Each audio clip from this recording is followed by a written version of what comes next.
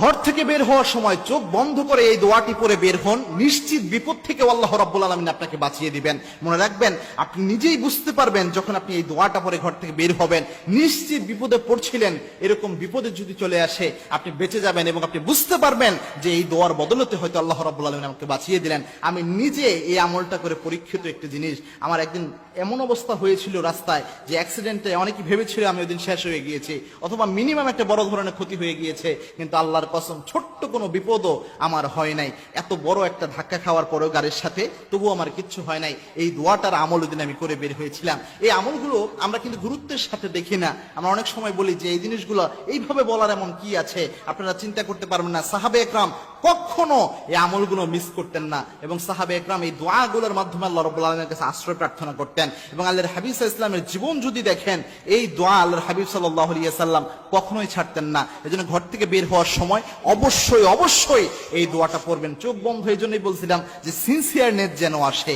আপনি যদি সিনসিয়ারনেস এমনি স্বাভাবিকভাবে আসে তাহলে সমস্যা নেই, তবে সিনসিয়ারনেস খুব জরুরি। সিনসিয়ারনেস নিয়ে যদি আপনি পড়তে পারেন, এই সিনসিয়ার দোয়া লাইক এ মিসাইল হামলা করলে যেমন মিস হয় না, সিনসিয়ারলি কোনো দোয়া পড়লে, কোনো দোয়ার আমল করলে ওটাও তেমন মিস হয় না। তাই ঘর থেকে বের হওয়ার সময় অবশ্যই এটা পড়বেন। আনাস বিন মালিক রাদিয়াল্লাহু আনহু এই হাদিসটা বর্ণনা করেছেন, তিরমিজি শরীফে এই হাদিসটি এসেছে, তিরমিজি শরীফের 3426 নম্বর হাদিস।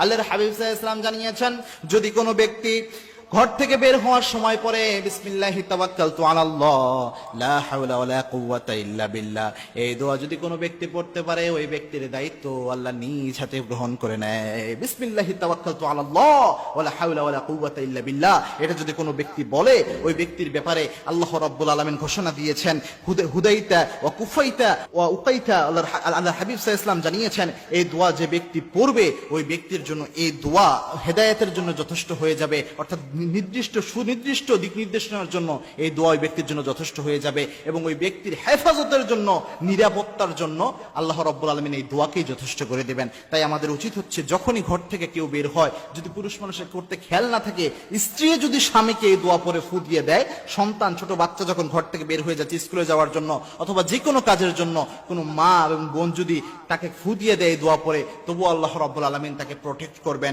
এবং মনে রাখবেন, স্বামী স্ত্রী একে অন্যকে দোয়া পরে ফু দেওয়া, এটা কিন্তু হাদিস দিয়ে পাওয়া যায়। মা আয়েশা সিদ্দিকা রাদিয়াল্লাহু তাআলা আনহা প্রায় সময় দোয়া পরে রাসূল সাল্লাল্লাহু আলাইহি ওয়াসাল্লামের হাতের মধ্যে ফু দিয়ে রাসূল সাল্লাল্লাহু আলাইহি ওয়াসাল্লামের হাত নিজের শরীরে মাসাহ করে নিতেন।